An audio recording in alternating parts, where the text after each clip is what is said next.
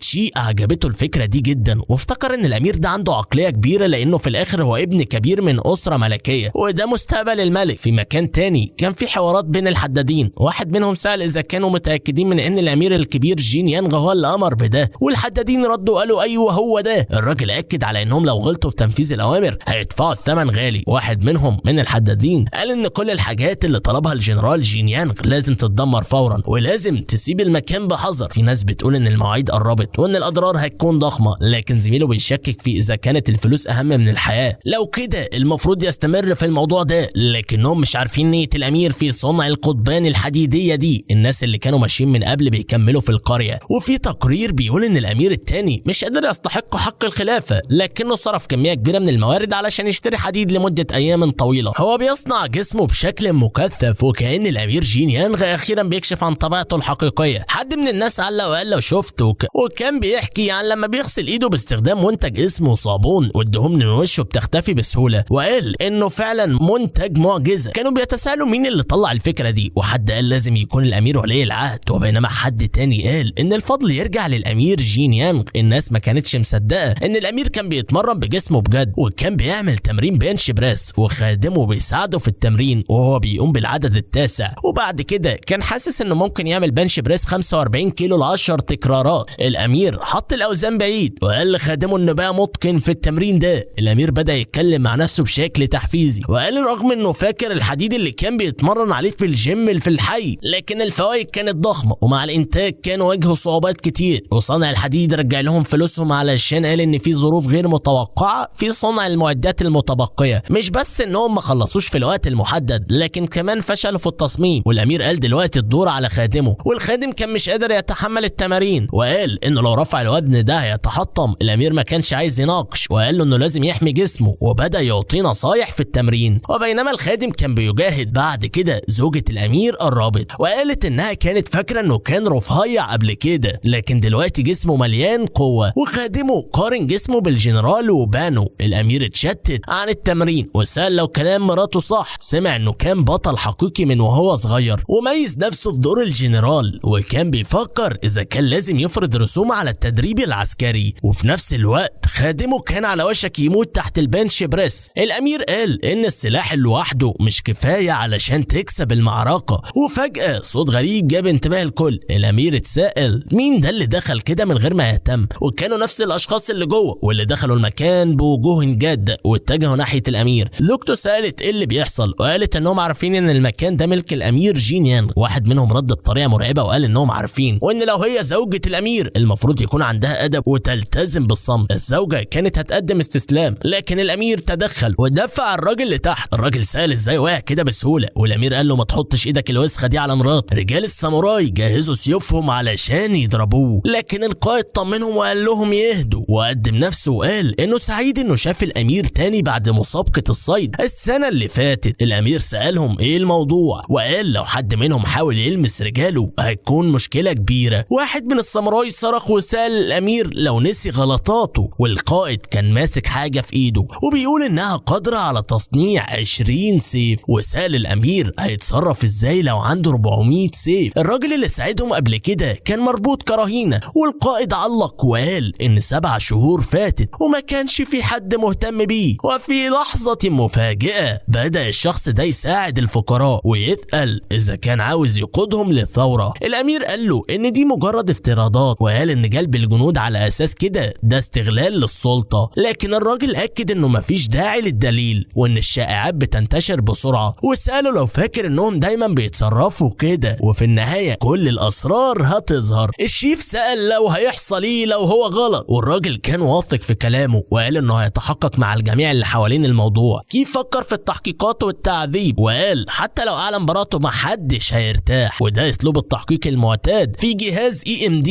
وفي النهايه هو ما عملش حاجه غلط من ساعه ما اخد جسم الامير ومش فاهم حتى ايه الخبايا اللي كانت موجوده قبل ما يظهر هو. وبينما كي كان مشوش فجاه دخل حد وسال عن الموضوع وكان ده اخوه ولي العهد اللي جه شخصيا علشان الشائعات السيئه عنه انتشرت في كل مكان وقال انه كان بيدور على طريقه لتدريب جسمه لكن الجنود نصحوا انه يبعد عن المجنون ده. ولي العهد سال اذا كان الامير مجنون وقال له لازم يكون حذر في كلامه لانه مش مجنون وكل واحد في الدنيا عنده معارضين لكن هيعطيه فرصه يوضح نفسه وبرغم انهم اخوات تصفيه الشائعات هتبقى صعبه لازم حجج قويه. وقال في الاخر انه لو كانت الاتهامات مش صحيحه مفيش مفر من الموضوع ده. ولي العهد اكد انه لو اتهم اخوه ما قدرش يثبت ده مش هيفلت من الموضوع ده. الامير بعد كده ضرب الارض بعصاه وقال انه محتاج مساعده وطلب من خادمه يجيب الكتاب ده وقال انه عنده سبب مشروع لكل ده وموضوع عن تطوير التعليم ونمط حياه صحي. الخادم جاب الكتاب وسلمه للامير اللي بدا يقرا الكتاب وشاف ان الفلسفه اللي فيه منطقيه لكن لسه مش فاهم ليه استثمار كبير في الموضوع ده وسال ليه الفلوس بتندفع كتير في العلاج. تروي قرب من ودن اخوه وقال له ان والدهم بيضعف يوم عن يوم. ولي العهد رد وقال ان ده مجرد كبر سن ومفيش داعي للقلق لكن تروي قال له ان الاب اصيب بحمى ورغم الجو البارد العرق بينزل بغزاره من وجهه. الامير المرهف قال انه ما عاوزش يستعجل في الحكم لكن عنده شكوك ان والده عنده سكر ممكن يكون بسبب طاقه يانغ الزايده واللي جاء من كثره الاكل وقله الحركه وعلشان كده ظهرت بعض الامراض زي مشكله في عينيه. ولي العهد سال عن مساعدته للفقراء وقال له هل ده ليه علاقه بوالدهم. تروي اكد انه كله كان لابحاثه وقال ان كل المواضيع المتعلقه بالتغذيه والتمارين موجوده في الكتاب ده وقال انه عاوز يقنع والده بما هو مكتوب. ولي العهد بعد كده صرخ وقال انه من الكلام اللي سمعه امير جين يانغ بريء لكن كبير الساموراي قال ان ده مش هيبقى كافي لان التحقيقات والشهادات من مسؤوليات وان الملك مش هيعجبه ان حد يتحدى حقوقه. وقال ان مجموعه من المحققين موجودين هناك. كبير الساموراي سال الامير لو عاوزه ينفذ الاوامر بس ولا عاوز يكون قدوه لجنوده ولو عاوز يطردهم لازم يطرد هو الاول. الراجل قال ان تخطيط حد لمجرد علاقته مش صح لان الامير هيكون الملك الجاي وقال له انه لازم يكون حاسم ويبين عظمه قوانين بلده. مفيش حد وصل لمنصب كبير المفتشين بسهوله. الامير ولي العهد اللي بقى عارف ان الموضوع مش سهل سال تروي عن السبب في شراء كل الحاجات دي. تروي قال له انه هيوريه بنفسه وشرح له انه في جسم الملك طاقه يانغ اتجمعت واللي اثرت على نظره وجعلته يصاب بالشيخوخه المبكره لكن هو مؤمن انه يقدر يتغلب على الامراض عن طريق تقويه الجسد. وقال ان الجميع يعرف ان والدهم مفيش حاجه هتمنعه من ممارسه الرياضه لكن لو ورينا له قوه غير مسبوقه هيهتم بالموضوع. وقال كمان لو مفيش اثباتات مش هينجح في اقناعهم. ولي العهد اكد ان امير جين يانغ بيطور طرق علاج للفقراء وده هدفه الاساسي من كل التجارب دي. كبير الساموراي سال اذا كان ده فعلا تدريب ومستغرب من قطعه حديد تقيله اكتر من قدر الاناء لكن الامير قال انه ادرك فجاه ان شراء الحاجات دي كان علشان التحقيق للتحقيق، وانه لو كان صح ليه مفيش مانع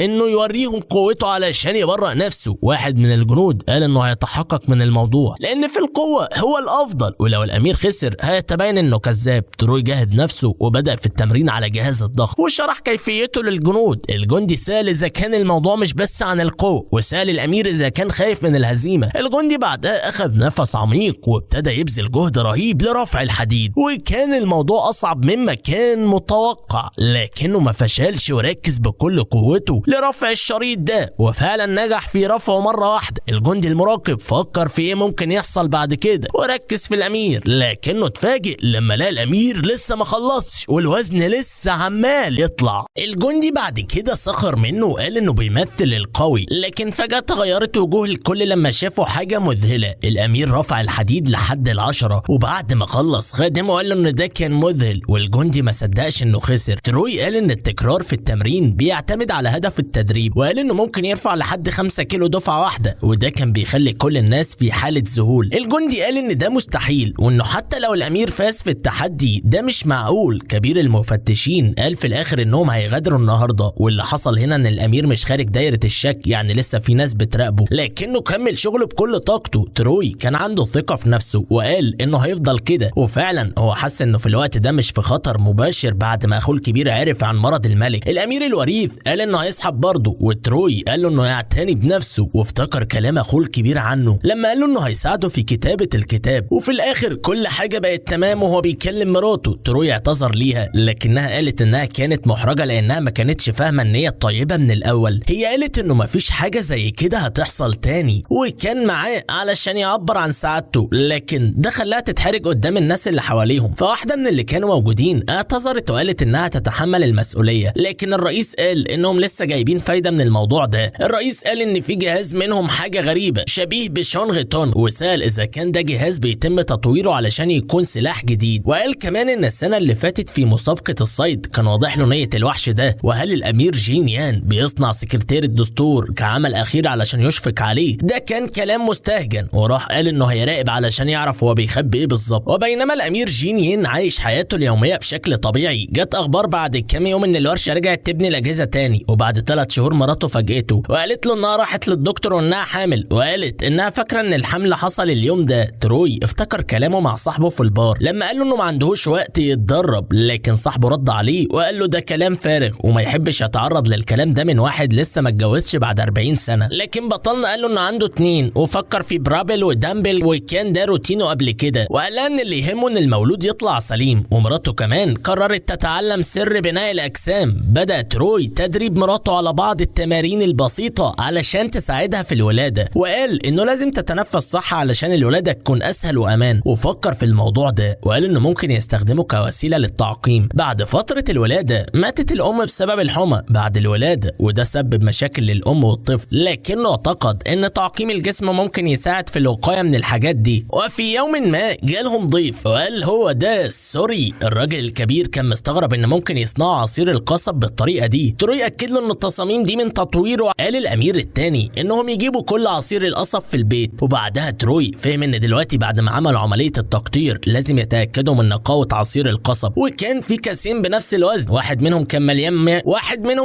ميه لحد 80%، وكان عصير القصب له كثافة نسبية 8/10، يعني لو عصير القصب اخف واثقل من الميه يبقى التجربة فشلت. فقاموا بالقياس لحد ما وصلوا للنقطة اللي الكاسين فيها توازنوا مع بعض، وكلهم فرحانين بالنتيجة. وهكذا تأكدوا ان عصير القصب صالح للاستخدام. مر وقت طويل من وصول بطلنا لحقبة جان، وكان دايما بيحلم انه يرجع لعصره الحديث لو مارس التمارين، لكن ده كان مجرد حلم، وفكر في حاجات كتيرة كان عايز يعرفها عن الحياة في عصره. لكن مع ولادة طفله اصبح غارق في حياته في القصر. في القصر الناس اتكلمت عن الامير جين يان وقالوا انه عمل انجازات كبيرة، والملك قال انه وزع الصابون على الناس وزود خزينة المملكة، وكمان اخترع مطهر بيشفي الجروح، وده خلى تروي ممتن، لكن لسه شايف انه محتاج يتعلم اكتر. وفي حديث بين الملك وسوجان الملك قال ان الامير جين يان يستحق التكريم لانه عمل حاجات عظيمة، وتذكروا كمان ولادة اول طفل له وعودة الام لحياتها الطبيعية بعد اسبوع، وكانوا شايفين ان المطهر كان فعال جدا. لكن الملك شعر بفخر تجاه ابنه وكان دايما شايفه كمصدر ألم، لكن دلوقتي شايفه ناضج. فجأة بدأ الملك يغلق عينيه ووقع مغمى عليه، تروي الناس حواليه اتفزعوا وقالوا لازم يجيبوا دكتور. بعد فترة مرض الملك اتفاقم بسرعة، وقال الامير الوريث ان حالة الملك الصحية ساءت وان لحسن الحظ اتحسن بسرعة، لكن القلق مازال موجود. لما سأله عن حالته قال ان عنده عطش مستمر وشرب كتير مية ورؤيته ضعفت كتير، حتى العلاج ما كانش بيجيب نتيجة، ودي حاجة جده قالها يوم من الايام لما كان بيعاني من مرض السكري. اخوه قال انه ما ذكرش الاعراض دي قبل كده، لكنه شايف ان الموضوع مزعج لانه مش قادر يشوف من بعيد. تروي بيأكد له انه مش موضوع خطير لسه وانه ممكن يكون نتيجة ارهاق، لكنه بيشوف انهم مش لازم يرتاحوا لان لو ما اتعملش حاجة دلوقتي هيكون زي القصة، وفي سنة واحدة الملك العظيم سين هيفقد بصره بسبب المضاعفات. تروي بيأكد ان عيد ميلاد امه في سبتمبر الجاي، وبيقول انه هيخلق فرصة لتغيير رأي والده في اليوم ده. اخوه بيقول له ايه الخطط اللي عنده في الوليمة الملكية. تروي بيشرح له ان في تدريب القوة العسكري في 3 تمارين اساسية بتستخدم اوزان ثقيلة، السكوات، البنش بريس، والديد ليفت، واللي اسمهم التمارين الكبيرة. وفي عيد ميلاد امه هيرتفع وزنه ل 375 كيلو في 3 تمارين دي. الامير بيقول له لو ده مش هيبقى سخيف، لان الحراس الملكيين اللي اتكلفوا بالتمارين دي كانوا مش قادرين يرفعوا 225 كيلو. تروي بيأكد له ان دلوقتي مش قادر يرفع الوزن ده، لكن هينجح في النهاية علشان خاطر والده. اخوه بيقول له لو ده عزمه هيساعده بكل ما يقدر، وتروي بيقول انه عايز يعمل كتاب يكون والده فخور بيه، لكن اخوه بيقول له انه كمان لازم يركز في دراسته. وتروي بيوشوش شوية وبيفكر انه مش عارف يعمل ايه، لكن علشان ينقذ الملك العظيم لازم يعمل الكتاب ده. في النهاية تروي بيقول لاخوه انه هيعتمد عليه، وانه لما يوصل ل 375 كيلو في التمارين الكبيرة هيجيب الموضوع ده قدام والدهم علشان يشوف طريقة تدريبهم. في البيت تروي بيقرأ الكتب اللي اخوه طلبها وبينشغل بجدوله المرهق، ومع انه بيحس بالارهاق الشديد بيحاول ما يشتكيش. وهو قاعد على المائدة مراته بتسأله اذا كان الاكل مقبول ليه، بتقول له ان الشوفان ده اكلة بتملى المعدة، وتروي بيأكد لها انه لازم يثبت نفسه في عيد ميلاد امه. وهو بيتكلم عن الدهون الزايدة اللي عنده بيأكد انه هياكل لحد ما يثبت بره مشاعره من احترام ليهم. مراته مش قادرة تفهم طموح زوجها، ولما خافت ان العصيدة تبقى بلا طعم من غير توابل حطت شوية ملح فيها وقالت لها تخلي بالها من ما فيش توابل في اكله. بعد كده تروي بيشعر بالارهاق بعد الجري في الغابة، تدريب الديد ليفت، التسلق، وقراءة الكتب. وهو في قمة جبل بيحس ان الوقت مر بسرعة. واخيرا يوم عيد ميلاد الملكة سان وصل. في واحد قدم عرض وهو واقف على حصان، والملكة مبسوطة جدا وقالت ان ليو مهارات الركوب بتاعته وصلت لمستوى جديد، لكن الملك كان حزين جدا علشان بصره. الامير اتكلم عن الكتاب، والامير اكد له انه لما قال للاميرة انه رفع 112 كيلو ما كانتش مصدقة، فطلب من تروي انه يستمر في خططه علشان والدهم اكيد هيهتم بالكتاب. الامير بعد كده بيقول له بجدية انه فعلا عايز من اخوه يعمل ده. وفي حفل عيد ميلاد الملكة سوان الامير جيني يانغ عرض عرضه، قعد على السكوات وهنأ والدته بعيد ميلادها. علشان كده عمل نظام تدريبي يسمى السرية العسكرية لبناء القوة، اللي هي عبارة عن الانضباط الصحي لزيادة القوة وتنمية الجسم. الملك بيستغرب ويطلب يعرف ايه الحاجة الكبيرة دي اللي ورا الامير، وتروي بيقول انه جهز حاجة صغيرة علشان يرد الجميل. بيبدأ يرفع الحديد وبيقول انه مليان مشاعر، وبيشيل الحديد وهو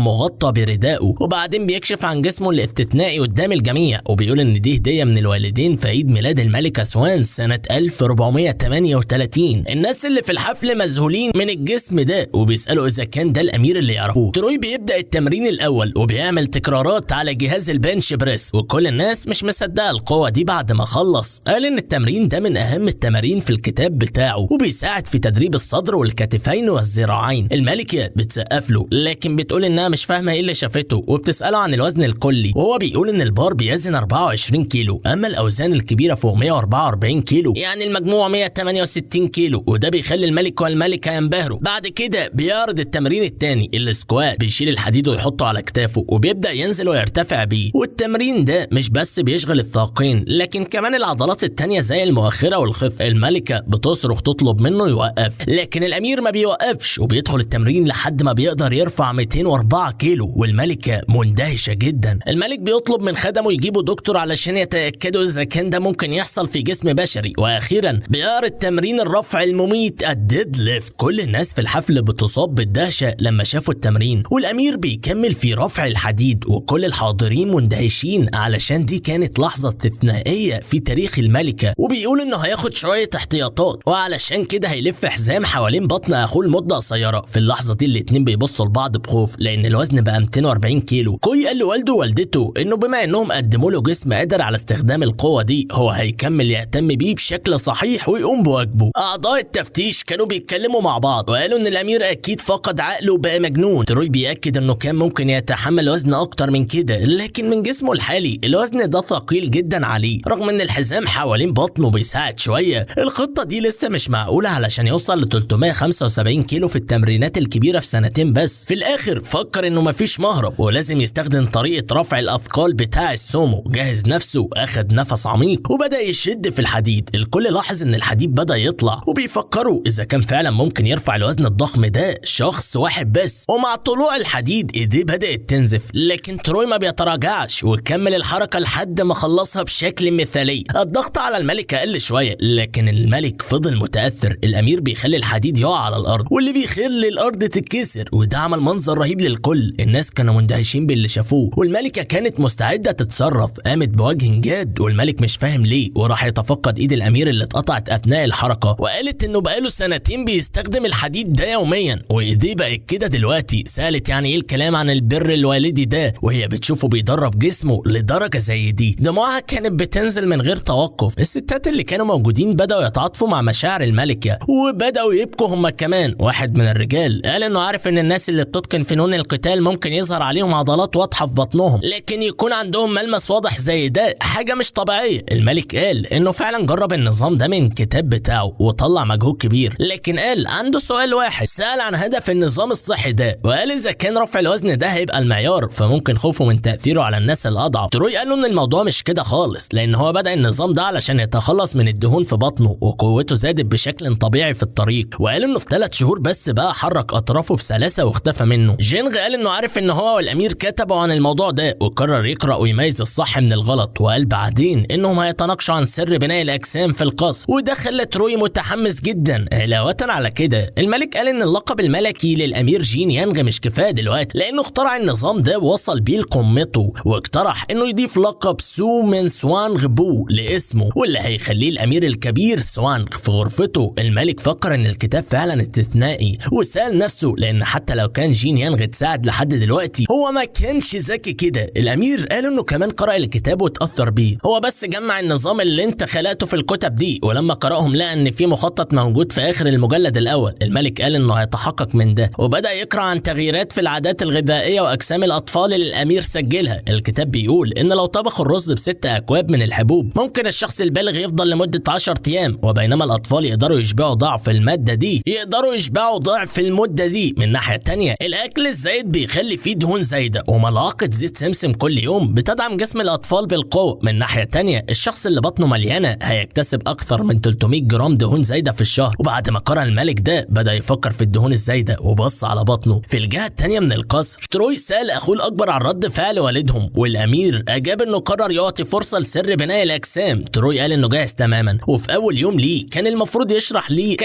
يشرح ليه عن الوضع، بس الامير التاج قطع عليه حماسه وقال له ان في امور وطنية كتيرة جدا ومقترح انهم ينتظروا يوم مناسب قبل ما يكملوا النقاشات. تروي سأل يعني هو ايه اليوم ده، لانه لو استنى اكتر نظره هيتدهور لدرجة انه هيبقى اعمى. بعدين قال مثل بيقول ان اصعب حاجة في حياة صحية هي البداية، ولو الملك الكبير مش هيوصل له هو هيروح له بنفسه. فجري تروي بره القاعة والامير قال له يستنى شوية. الحراس قالوا ان في قوانين في القصر وانهم لازم يقوموا، لكن الامير قال لهم يطردوه لو قدروا. وبعد كده تم سحب تروي بالقوة عن طريق 3 حراس. فجأة ظهر الملك وسأل ايه اللي بيحصل هنا، ولقى الامير تاني قاعد ومعاه الكتاب بتاعه. سانج قال انهم بيعملوا ضجة في القصر في وضح النهار، وسألوا اذا كانوا ناسيين كرامتهم. تروي رد على ابوه وقال له في حاجة لازم يتناقشوا فيها. الملك قال له لو كانت بخصوص سكرتير بناء الجسد فهو قرأ عنها وحذر منها، لكن تروي اكد ان الطريقة الصحيحة للتعامل مع سكرتير بناء الجسد هي انها تبدأ فورا وتستمر بشكل منتظم. الاتنين بقوا يبصوا لبعض، كل واحد فيهم عنده وجهة نظر مختلفة. سانج سأل اذا كان الامير التاني هو اللي كتب الكتاب وبدأ يشك ان عنده مرض، لكن تروي رد وقال انه اتدخل علشان في علامات بدأت تظهر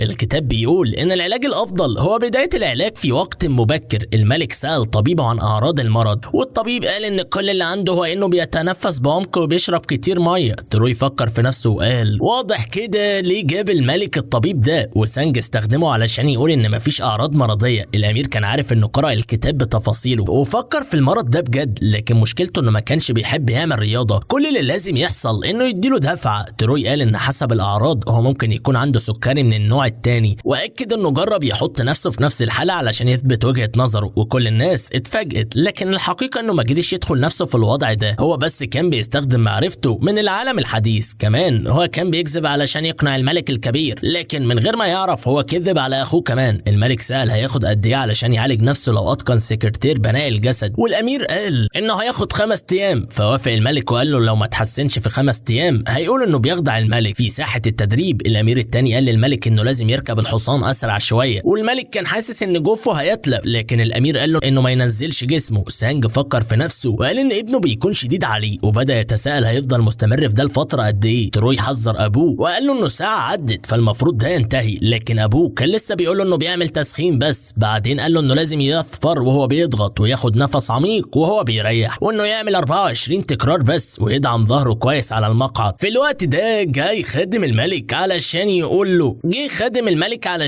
ان الوقت جه للوجبة الملكية. الملك طلب يجيب له اكله، لكن الاكل كان صغير وطعمه باهت جدا، وده خلى الملك يبقى زعلان جدا وهو بياكل. فكر وقال ان الرز ده قوامه وحش، وانه افضل لو اكل علف للبهايم من الاكل ده. وبعدين ضرب المعلقة بتاعته على الطاولة وطلبوا من الحراس يجيبوا الطباخ الملك. الخدم قالوا ان هم يتصلوا بيه، لكن الملك بدأ يبقى عصبي اكتر وقال لهم يشيلوا الاكل ده من قدامه، وقال لهم ينادوا على الطباخ الملكي بسرعة. كان زعلان وسألهم فين اللحم في الحذاء، وليه ما فيش غير توف وشرائح الفجل، وان القطعة الوحيدة من اللحم ما فيهاش دهون. الملك مش قادر حتى ياكل الاكل ده، وبيطلب يرموا الاكل للخيول. وفجأة بيدخل تشوي القاعة وهو متوتر ووشه ملبد، وبيسأل لو الاكل مش عاجب ابوهم، وبيقول ان الاكل ده جه مخصوص علشان يسيطر على مستوى السكر في الدم، وعشان كده هو شال العسل والشراب السائل. وقال ان الرز البني المخمر بيخلي الواحد يحس بالشبع فترة طويلة، وان التوفو بدل اللحم كويس. لكن الملك زي ما هو بينفجر من الغضب وبيقول ان الاكل ده مش لذيذ خالص. في اللحظة دي تشوي بيعتذر له عن اللي هيقوله، بس بيسأله لو هو فعلا وافق بجد على اتباع تعليماته لمدة 6 شهور، وبيقول ان الملك لازم يكون وعد بكلام زي ده، وعلشان هو متعلم من الاناليكس ان الحكيم بيعتبر وعوده اهم من حياته، وهو مستعد يعمل اي حاجة علشان يوفي بوعده. بعدين بيسأل الملك لو هو قادر ينفذ وعد بسيط زي ده. الملك بيبدأ ياكل في صمت وبيفكر من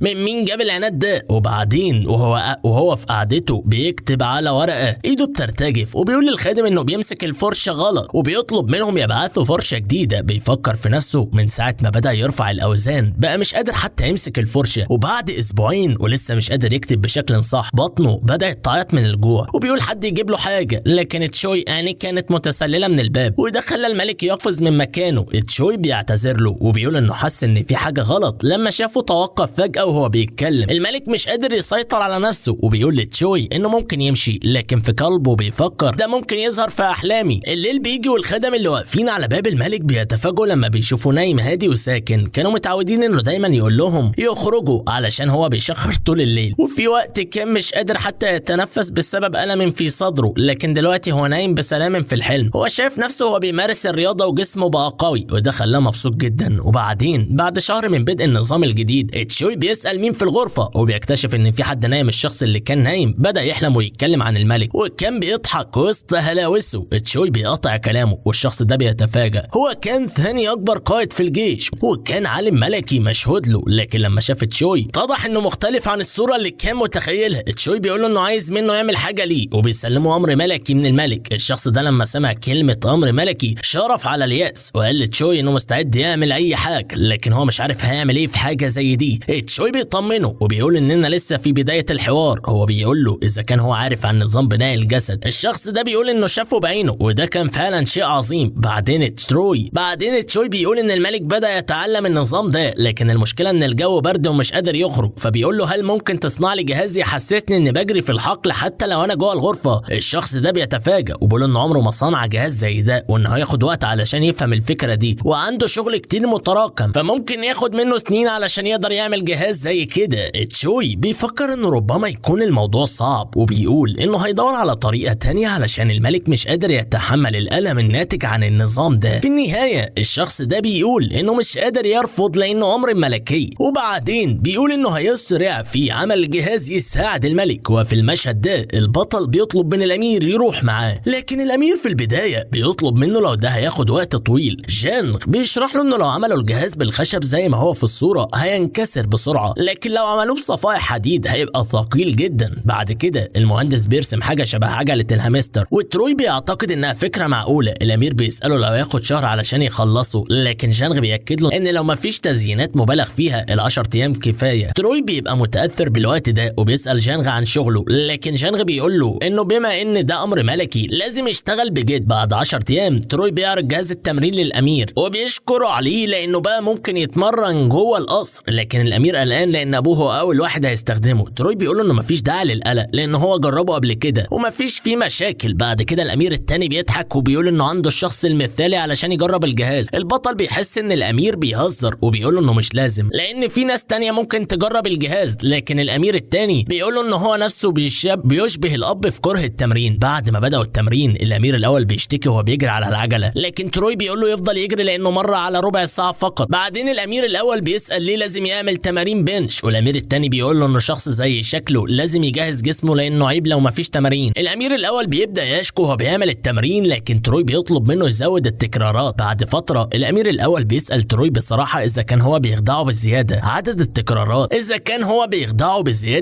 التكرارات، لكن تروي بيقول له ان طريقه حسابه بتتغير حسب شكل العضلات، وبيقول له يركز في الوضع الصحيح لان ركبته مش مظبوطه وظهره مايل قدام. الامير الاول بيبدا يصرخ عايز اخوه طيب يرجع، لكن تروي بيقول له انه ممكن يكون روح شريره من اجل جسمه وهياخد ده في الحسبان وهيشجع اخوه يجهز جسمه. في الوقت ده في صراخ بيطلع من القصر لان الملك كان بيجري على العجله الخشبيه، والامير التاني بيقول له باقي 15 دقيقه. الملك كان متعب جدا بعد 15 دقيقه من الجري في البدايه، لكن دلوقتي بقى قادر يعمل ساعه بسهوله. الامير الاول كمان اللي كان في البدايه مش قادر يعمل غير 12 تكرار في تمرين البنش دلوقتي بقى قادر يعمل اكتر من كده. العائله دي فعلا عندها موهبه من نوع تاني. قائد الجيش التاني كان ليه دور كبير في ده لانه عمل جهاز التمرين بالتكنولوجيا الموجوده في العصر ده، وكان شيء ممتاز، لكنه طلب اجراء دراسه ميدانيه علشان يلاقي مجالات للتحسين. تروي اتعجب من التغير في صورته مقارنه بتاريخه، لكن زي ما توقع كان افضل عالم في جون عنده احساس استثنائي بالمسؤوليه. الناس بدات تقول ان الملك خسر وزن كتير في الفتره الاخيره وبداوا يقلقوا على الملك خايفين يكون تعبان او مريض. واحد من الرجال قال ان سيجان خلاص تعب من التدريبات مع الامير سون الكبير لدرجه انه خلاص مش قادر يركز في شؤون الدوله زي الاول، وقال كمان ان الملك من طبيعته انه دايما يحب يتعلم حاجات جديده، والامير الكبير فعلا استفاد من الحته دي. الخادم قال للامير الاول ان كل الناس بتتكلم عن الموضوع ده وانه مش لازم يخليه يقلق، لكن الامير الاول رد وقال انه مش لازم يقول كده لان هو نفسه خسر وزن زياده من لما بدا يتمرن. وبعدها قال ان والده برضه بدا ينزل في الوزن زيه. الدكتور بعد كده سالهم هو مفيش خطر في الموضوع ده، مش ده عرض من اعراض السكري؟ وابتدوا كلهم يتكلموا ومش قادرين يصدقوا ان النظام الصحي اللي المفروض يحافظ على الجسم ممكن يكون بيأثر على صحتهم. وبعد شويه قالوا انهم لازم يقدموا طلب علشان الملك يريح نفسه يوم كامل على الاقل. وفجاه ظهر الملك وقال لهم ايه الفوضى دي، وكلهم اتفاجئوا من شكله الجديد لانه كان بيظهر بطاقه وحيويه اكبر بكتير وكأن جسمه بقى اكتر صحه وقوه. بعدين الملك قال تاني بلهجه اكثر قوه وقال ان الدكتور ملوش داعي للقلق لان وفقا لسجلات العياده الملكيه هو بيعرق اكتر والميه اللي بيشربها قلت. الدكتور لسه خايف وسأل ايه اللي هيحصل لو كان ده فعلا عرض من اعراض السكري، لكن تروي طمنهم وقال لهم انهم لسه في نص الطريق من 6 شهور اللي وعدوا بيهم. تروي بعد كده طلب من اخوه انهم ينتظروا ويشوفوا لان العضلات مش بتكذب، وشاور على الجروح في ايده من شده التمرين. الامير الثاني كان حاسس ان الوقت بيعدي بسرعه وانه خلاص حياته في القرن ال21 بقت شبه حلم. وفجاه جه شخص وقال انه رئيس التفتيش عايز يتكلم مع الامير الكبير، وده كان هو نفس الشخص اللي حاول يتهمه. وقال رئيس التفتيش ان الامير دخل المكتب من بدري الصبح اليوم ده، وسأل تروي ايه اللي بيخلي رئيس التفتيش يجي بدري كده. رئيس التفتيش رد وقال ان الملك تعبان ومش قادر يهتم بشؤون الدوله زي الاول وانه جاي علشان يساعده يخفف الحمل عنه. تروي ابتسم وقال انه بيشتغل علشان صحه الملك، وقال له انت كمان لو عايز تساعد مش لازم تكتفي بالراحه، يعني لو انا قضيت ساعتين في التمرين هقدر اكرس باقي ال 22 ساعه الباقيه في شغلي. لكن رئيس التفتيش رد وقال ان الموضوع مش كده وان ساعات التمرين ممكن تخلي باقي اليوم كله ضايع، وانه في النهايه بيتمنى للملك الصحه والعافيه. وهو ماشي في التلج قال انه لسه قدامه 6 شهور علشان ينهي اللي بدأه. واحد من المفتشين بيقول ان بكره هيكون يوم التدريب العسكري واخيرا لازم القائد ياخد قراره. المفتشين كلهم راحوا للملك وقعدوا قدامه علشان يطلبوا منه انه يعيد النظر في قراره. الملك في البدايه سالهم جايين ليه كده بسرعه. رئيس المفتشين قال له لازم يوقف تمرين سكرتير بناء الاجسام علشان كل التخصصات ممكن الواحد يدرسها مع الوقت، لكن المسائل السياسيه اهم بكتير من اي حاجه تانية. واكد له ان عمره ما اثر في واجباته السياسيه بسبب التمرينات. رئيس المفتشين بيقول للملك انه لازم يكون قدوه للناس وانهم قلقانين انه مش واخد الموضوع بجد لانه بيبدا يتعلم حاجة غريبة وكده بيخالف المبادئ اللي اتعودوا عليها. الملك بيبص لهم بجدية وبيقول ان المشكلة عندهم مش انهم متمسكين بالمبادئ، لكن اوقات بيبقى في شك اذا كانوا بيدافعوا عن الولاء ولا بيشوفوا ده تحدي ليه. الجو بيبقى متوتر شوية والملك بيسألهم عن المبادئ اللي بيتكلموا عنها. الملك بيقول لهم انه بيتعلم تمرينات بناء الاجسام علشان يقوي جسمه ويكون قدوة في التدريب العسكري مع الجنود. واحد من المفتشين قال ان ده خطر لان التدريب العسكري ده قانون اتعمل بواسطة الملك العظيم تاجو. واحد تاني قال له لو هو مش شاطر في ركوب الخيل ده ممكن يعرضه للخطر. واحد تالت قال ان حتى الشباب بيدوهم سنة كاملة علشان يتعلموا يرموا السهم من على حصان بيتحرك. لكن رغم كل التحذيرات دي سي جونج الملك قعد ثابت وقال انه هيخلي واحد من الحراس الملكيين يقعد معاه علشان يراقب الوضع وما يحصلش اي حوادث. الملك لما شاف انهم مش مقتنعين بكلامه قرر يقطع عليهم الحوار ده وقال انه لو هو قدر يبقى قدوة في التدريب العسكري ويثبت فعالية تمارين بناء الاجسام هيبقى وقتها امل ان الكل يعملوا على الاقل نص اللي هو عمله. وبكده تكون انتهت قصتنا النهارده. فقبل ما ننهي قصتنا لا تنسوا الصلاة على الرسول صلى الله عليه وسلم، ولا تنسوا اللايك والشير والكومنت على الفيديو عشان ده اللي بيشجعنا استمر. ولو انت جديد في قناتنا اشترك وفعل زر الجرس عشان يصلك كل جديد. اشوف وشكم على خير.